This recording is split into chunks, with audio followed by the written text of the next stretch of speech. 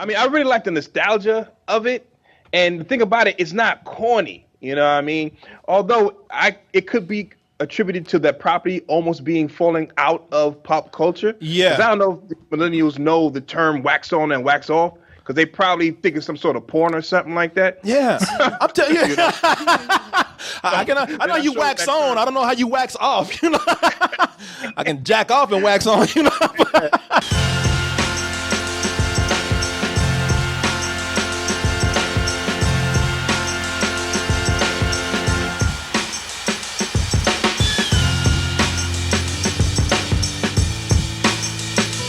Willie Coleman was like that. Get out or die. I like straightforward to the point, man. Straightforward to the point. I tell you, another Willie Coleman saying is go to dtmerch.com. Go or die. Or die. But die in one of these nice shirts, jerseys that we have, the hats, the beanies, the backpacks. I'm sorry, I keep laughing because all I think about is your dad doing this promo and talking about toasted goodness all over your body. Shut the fuck up and get this toasted goodness all over your body. Dad had a way of just losing himself, man. I just got in off of a long plane ride from another country. I came in from Vancouver, Canada. I was over there on some business, business.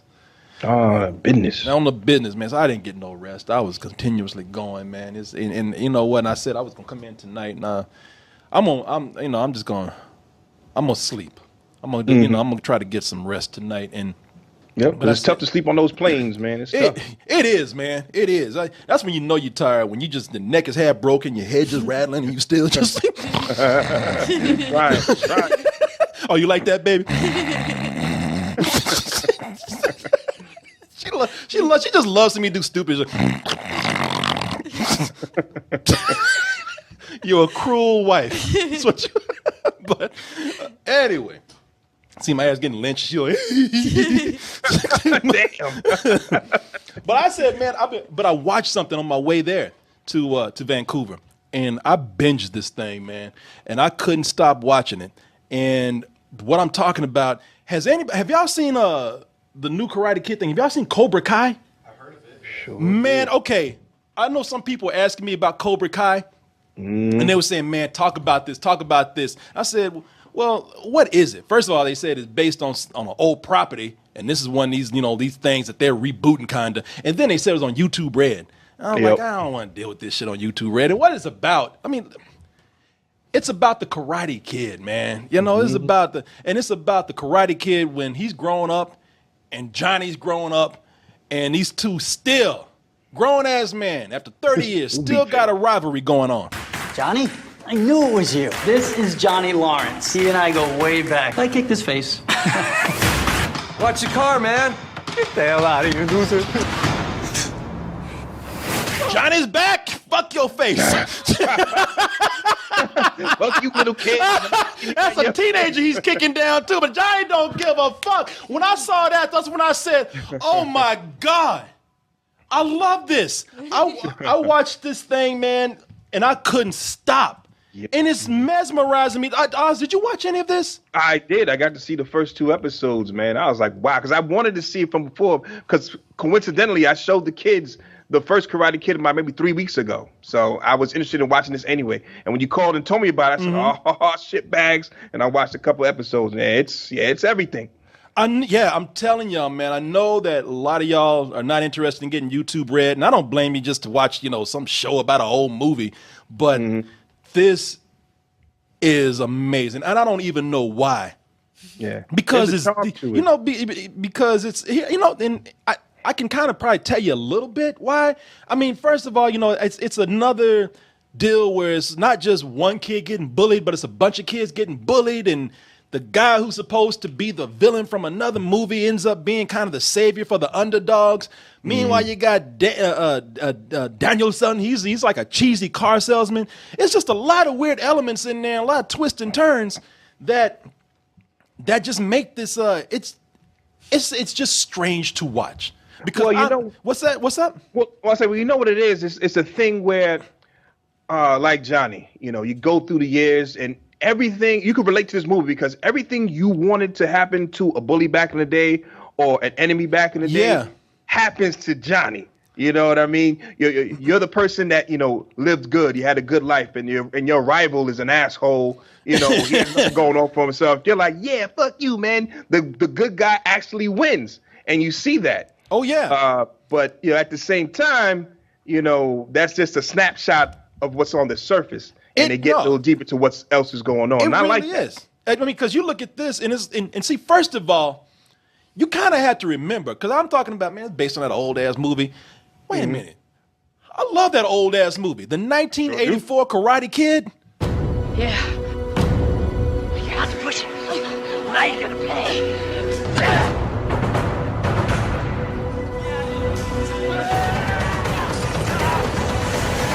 Yeah, get him, old Asian man. Secret Asian man, eh? Pat Morita? Yeah. No, Pat Morita doing that shit in heaven right now. Pat Morita kicking angels' asses up there, man. No, Pat Morita been dead for like about 10, 12 years, man.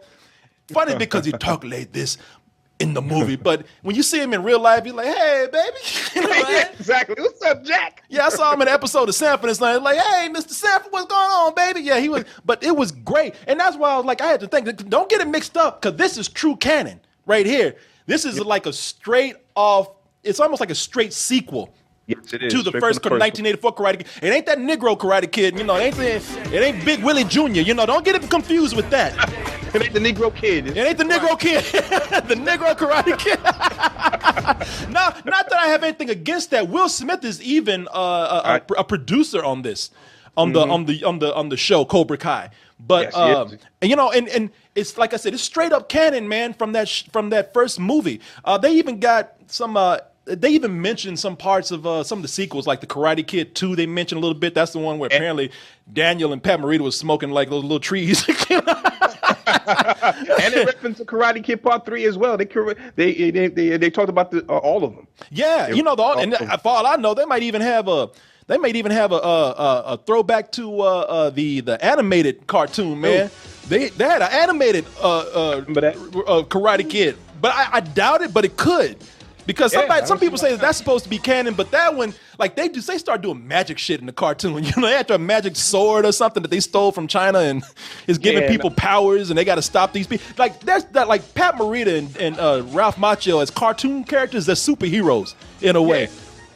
So I doubt that it pulls from that. But this right here, man, I'm looking at this, boy. They are high as fuck. These two Oh, bonsai. Bonsai trees. I mean, I really like the nostalgia of it. And the thing about it, it's not corny. You know what I mean? Although it could be attributed to that property almost being falling out of pop culture. Yeah. 'Cause I don't know if the millennials know the term wax on and wax off, because they probably think it's some sort of porn or something like that. Yeah. I'm telling you. I know you wax on. I don't know how you wax off. I can jack off and wax on. I don't know if they know those terms or not, but I think it's a case where these original characters are delivering lines, directly from the original movies, and the dialogue sounds brand new, and I really appreciate that. From a person who's a fan, you'll get the references, and if you're not a fan, the way it's delivered, they're not stopping and winking at the camera saying, you see what I did there? Yeah. It's from the oak. They're not doing that. They're making it their own. So it's a lot of stuff like that is really, really cool. Mm-hmm. I would almost say that it helps, man. I know the Karate Kid is a classic film. I don't know how much is age. Us old asses now. You bring up Karate Kid around a bunch of young people. Karate who? They don't know what you're talking about. It would help, though, if you do watch the original. Go back to 1984, and I imagine a lot of people are, because I'm confused by this. Why I love this so much, because it's stupid. This show is dumb. It's actually pretty bad. I don't mean any disrespect, but the writing in this is bad. There's a lot. There's so many things in here that they do that I hate that they do in movies, that they do in movie world. Yeah, well, it's very 1984 still. the way they're delivering the action, the way they're telling the story, the way it's paced is still very 1984 to a point where Johnny, who's pretty much the anti-hero of this thing, is a hard asshole and is probably a Trump supporter with some of the remarks he says throughout this. I'm gonna get to Johnny in a little bit, man, because this shit, like, I looked at this and I'm trying to fight it. Like, Korey, I turn into a snob, baby. You know me. I sit around the house. I look at movies like, oh, that would never happen. You see, I'm looking at this and the writing is terrible. Let me just say that there are certain things that they do in movie world that I hate. For one, I hate that Daniel's son is an asshole. You know, like Daniel's son is he's rich, and Daniel's son is the kind of kid where he's spoiled. And like, Dad, where's my goddamn soda? Hurry up, you know. And Daniel knows karate. Kick that fucking kid in the face. Yeah. I hate when kids are like that movies, but what I hate more is when you have movie world where the bullies, they just run the world. Like, bullies go around committing assault. They should be in jail. You know, and there's no adults around until the story absolutely needs them. Mm-hmm. I'm ready for your lame-ass karate this time. It's not lame-ass karate. It's Cobra Kai.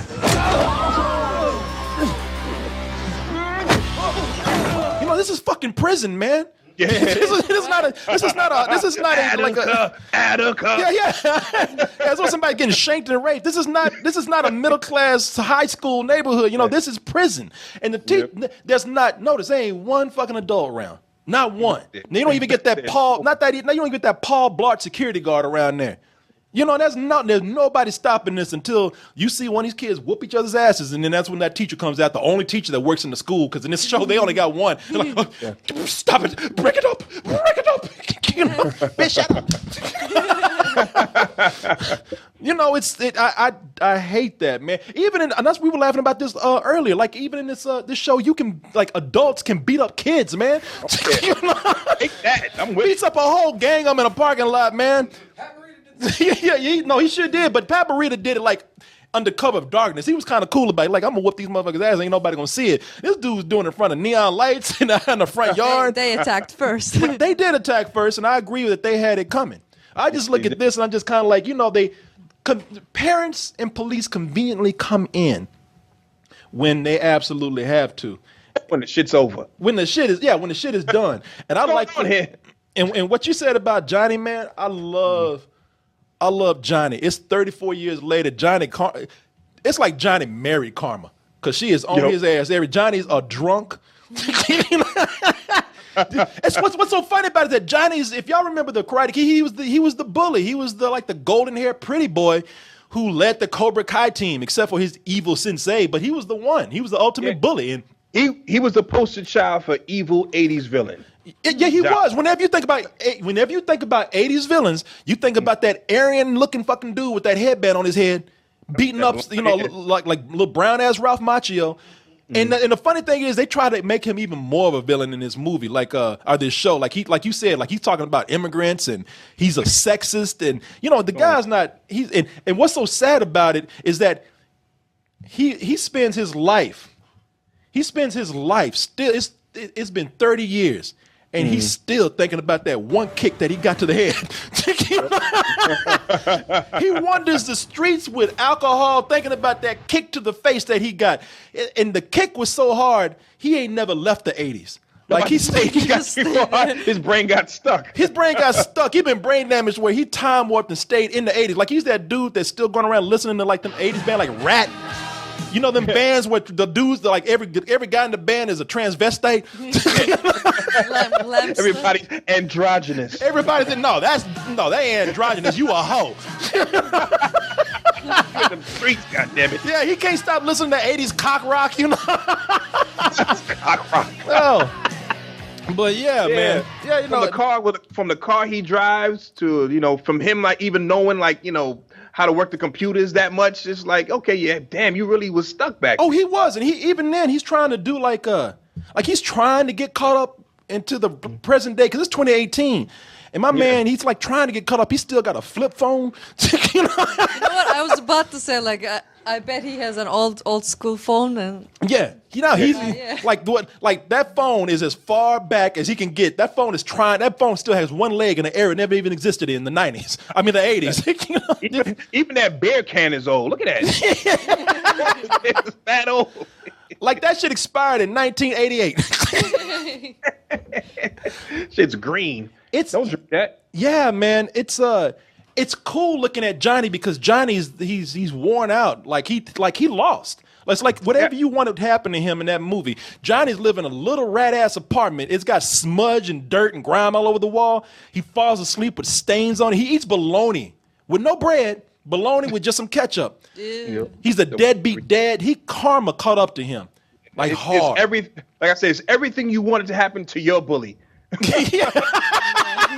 That probably won't. Like your bully's going to end up like playing for the NFL or something. But you can always watch your show and be like, you're happy that Johnny got it. You can just wish. What's that? Yeah, you just wish. Yeah, you live through this show to see what happened. To hopefully what happened to your bully. Yeah, but you know what? It's funny how they made like the hero, like Daniel. Daniel's a little bit better, but Daniel didn't turn out like you thought he would. Like sweet Daniel. Now Daniel turned into somebody that we all hate, even when they're not bullies. The cheesy car salesman. Money changed him, huh? Daniel Larusso here for Larusso Auto, bringing you specials on all of our SUVs, crossovers, sedans, and convertibles. You smarmy fuck. Everybody hates that guy when you go to a car lot. He owns it. And this guy is almost turned into like somewhat of a. I'm not gonna say he's a bully, but he's that guy that has a lot of influence around town. He has, he has several car lots. He's rich. It's like who you think you're going to be. Like when you get your ass kicked at school from your bully, gonna be like, you ain't gonna be shit. I'm gonna be living the life. You just watch and see. Yep. I'm gonna study hard and be an engineer. I'm gonna own a used car lot like Danielson. Larusso. There you go, man. Cheesy, man. Just smarmy. But that's what I love about this, man. It's like that's what's making it. Like the writing is bad, but seeing how these characters have flipped, seeing how these characters have how the show is slowly making you feel for Johnny. Yeah, say what you want, how the writing is bad, but they're doing a good job selling it. The actors, you know what I mean? Because they embody these characters again. You still see a glimpse of what they used to look like and who they used to be back in 1984 when they were doing these roles, and they just amped it up even more to it's like, okay, I didn't like Johnny before, but I kind of like him now.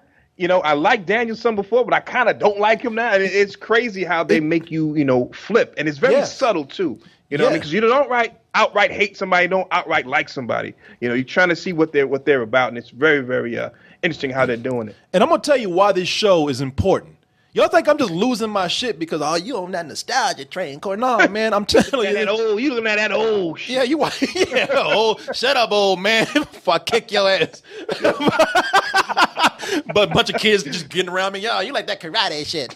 But this is the reason why this is important. First of all, and I'll tell you why in a little bit, but it amazes me how the bad writing actually enhances the show. Because another thing that I don't like about certain things that they do in movies and TV shows is that these characters, they always have these coincidences where they run into each other. And Johnny and Daniel, they keep doing it. Once they had, all these years, man, these two grown ass men, too grown for this shit. Now they're about to bring another generation of kids into their bullshit. They keep running. It's not like this. It's almost like they live in the same neighborhood. They keep running into each other. This rivalry keeps going on. They've managed to escape each other for like 30-something years. And all of a sudden, they see each other that one day. Now they can't avoid each other. And you know what? That's what's funny to me because it's almost like okay, normally this would be bad writing, but watching this right here, it's like these two characters, man. If you watch the coincidences where they have to keep running to each other, it's like fate. It's like it's almost like they're Batman the Joker. Yeah, there's a reason why, they keep meeting up after a while. I mean, that first meeting is like, okay, you didn't know that this guy was here. But at the same time, he kind of did. But after that, it's like, okay, there's reasons why they run into each other. Yeah. And I could appreciate that. Yeah, it's like these two dudes can. It's like at some point either they're gonna have to kill each other or fuck each other. You know, marry each other. Something. You know, it's like one of the two or both. Yeah, yeah. It's like it really does come across like I don't know if it's in the writing if they meant that, but it really does like come across like your fates are intertwined. There's no way you're gonna escape love each. relationship. Yeah, it is a Batman Joker type thing going on because they have moments where they could be getting along, but that same bullshit keeps coming up. You know, you know the other thing that really gets me in here, man, that kind of pisses me off is that these kids, man, in this show, these kids they learn like it takes people years to get their black belt. It takes these kids days. They are like little Bruce Lees in like a week. Such a good teacher, that's why. Yeah, I mean, there's no like he's that great of a teacher. Yeah. Like this really is some mystical shit or something. Like, you know, he's a Street Fighter character or something. You know, this is. You'll have black belt in 10 days. But you know, yeah, it really does seem like that. Guaranteed. Well, again, not only did Johnny stuck in the 80s, I think the whole cast and crew, because they do these different montages to show you that time has passed. Exactly. So they want to use that old gag to show you that they're doing all right. Yeah, but the thing is, man, it would like even then montages are a cheat. Montages are a way to to cheat the audience's past time. And that was an 80s thing, though. It wasn't very much an 80s thing, but I tell you the reason why I don't mind it here is because the character arcs that they have with their stories. These kids kind of they started as one thing and then they become another. Yep. And and they have to like kind of cheat on time for that to happen. And it's bad. It's shitty writing, but it's. I'd be damned if it's not entertaining, man. Yeah, I was addicted to this. They're selling it. They are selling this bad writing. They're selling it. And you know what? The other thing that I like about this is that let me see if I can find this kid in here. This little asshole kid. I like that. I like that they have. Yeah, this little Asian kid. Like he's kind of an Asian wigger, you know. He's always walking up, yo, what's up, girl, and going around beating people's ass and everything. But the funny thing is that the movie is about karate and Asian martial arts, and that the only Asian in the show doesn't know any of it. Everybody knows karate except him. Well, I like that United Nations that's there. Oh yeah, United Nations of bullies that's there. Oh yeah. Even got a fat one in there too. Why not? The United Nations of assholes. This might as well be the Legion of Doom over here. Legion of Fools. Yeah, exactly. Yeah, this cool. You can tell that this kid is the Asian kid's been like very Americanized. He doesn't know any of this. He keeps getting his ass whooped later on.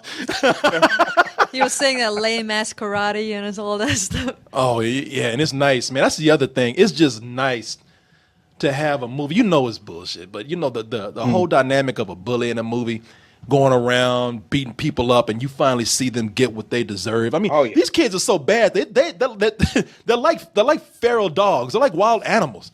They just turn on everybody. You know, they just adults like they're like boom. How's that, baby? Boom. No, they turn on everyone. And you know, it's a crazy world that they have here. Yeah, too much testosterone, a teenager body. But this would never be like this in life. And you know, it would never be like this in a good movie. Again, because it wouldn't be written as bad. But damn, it's entertaining. Yeah, I wouldn't want to see this in the theater.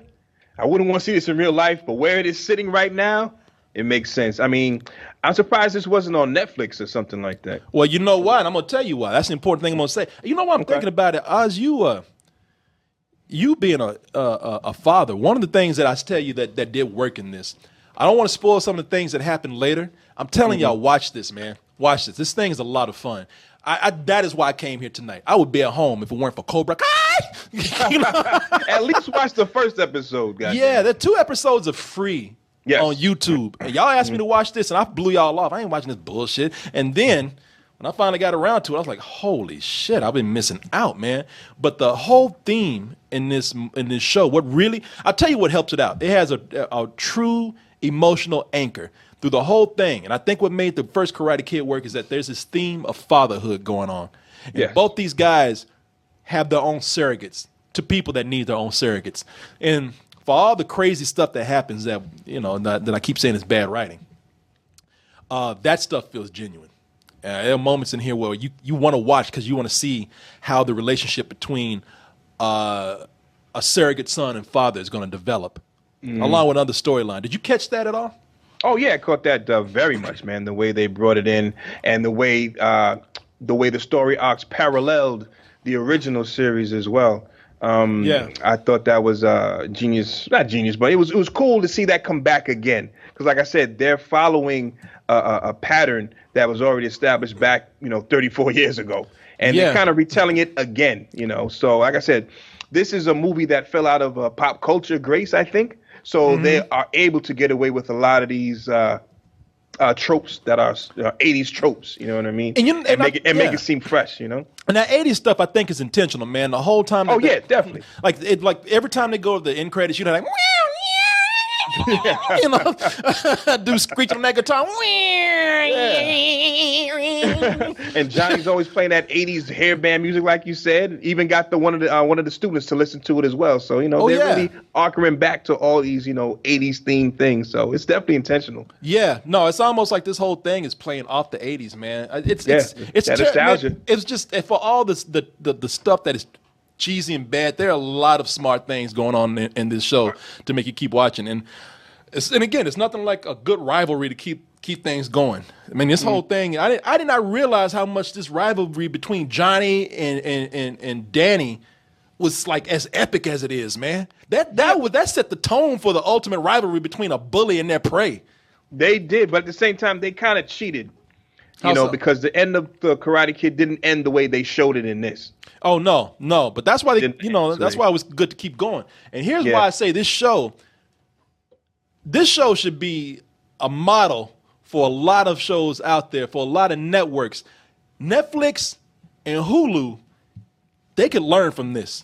Because the main thing that kept me going with this, well, I won't say the main thing, but listen, you could have some cheesy bad writing in this kind of thing. You can get away with like having this be sort of a 80s parody, which worked on this show's side. But the thing is that it was 30 minutes, probably a little less sometimes. Right. It's 10 episodes, and every one of those is no more than 30 minutes. And if it does go over 30 minutes, it's like slightly. And Netflix is, you need to learn this very much. As much as I love some of the Marvel stuff that y'all been doing, this whole thing, and like Luke Cage, man, I couldn't stop. Luke Cage, I got tired of after like the 10th episode or the 9th episode after watching an hour-long episode. I think a lot of people been telling Netflix, make some of your content shorter. You were all about binging at one time. And this show, Cobra Kai, is so easy to binge that I think that's one of the things that's working for it. All the crazy stuff that's happening, all the bad stuff that you might even see in here, the pacing is so good because they have to wrap this up in 30 minutes. And I know it's the Karate Kid and Marvel's more epic than that, but nah, man, for some of your lower tier characters, as much as I like Luke Cage, I'm dreading seeing that this is another 13 episode thing for season 2, where each one of these episodes is 45 minutes to an hour, man. They say that Netflix can make some of these shows into like little mini movies and breaking them up into 30-minute episodes and having it be total, like, maybe about around 3 hours or so, 4 hours. That would be the perfect length, I think. What do you think? I thought they were going to start using that model with, because when they did The Defenders, there was only 8 episods. But each one of those was like an hour each, and they didn't need that. It's still better than 13 fucking episodes. You know what I mean? Of course. And you know what? I'll even go further. Disney can learn from this. Star Wars can learn from this. This whole thing, you keep hearing about how Solo's failing. The movie wasn't that bad. The movie's entertaining, but the thing that people are telling Disney is that quit telling us about people that we know already. Solo's cool, we know about him. Can we get a little Lando in there? And because we could all learn about Lando. And that was a brilliant move that they did with this show. They went in and they took a character that was just a stereotypical second tier bully who part of this classic film became a little bit bigger, and they decided to take Johnny and explore him a little bit more. He was nothing but like he was a flat stereotype, an opposition for the hero, and yet somehow you were able to go in, and really dig deep into this character's background. And for a show that's it's kind of cheesy, you managed to make a complex character. that was a brilliant move, and that's how they should have done Solo. Maybe Han Solo's in the picture, but maybe it's Lando's movie. You know, I mean, that's a lesson for a lot of people who want to do these spinoffs and these half-ass reboots or whatever. You know, these reimaginings. I think this is how you do one of what they call it, a spiritual successor. Yeah, except this one is a straight up. This is how you do that. It's a straight up sequel, though. You know, I mean, and they didn't go and try to do some prequel or anything. You know, you went in and like, all right, we got this one character, Danny. Everybody knows about Danny, but we can actually dig up on Danny a little bit more. But Johnny, man, what happened to Johnny? Well, Johnny fucked up. How though? You sure you want to know what happened to Johnny? Sure? Yeah, I look at that like, y'all sure y'all want to know about Johnny? Yeah, it's important. Right. It's important that everybody look at this, man, and see why a show of this type is entertaining as many people. And have people like me who would usually turn my nose up to something like this has me raving about this because I was able to relax and just have fun with this, man. Yeah, by the time you could call bullshit on it, it was over. The episode was over. And you kind of wanted to know, okay, well, what the hell happens next? You know what I mean? It's that quick, but yet it's packed so much of a punch that you want to see what happens next. You know, okay, well, what happens now? How does he get out of this situation? How is this kid going to learn this? You know what I mean? And they give it to you quick. They say they only have a half an hour to give it to you. And they get to the punch very quickly. It's the Game of Thrones of shitty 80 sequels. I got that, but all right. It's like you never know where it's gonna go. You want to see where the cliffhanger is gonna take you. So there you go, man. I like it a lot. I want to thank everybody out there.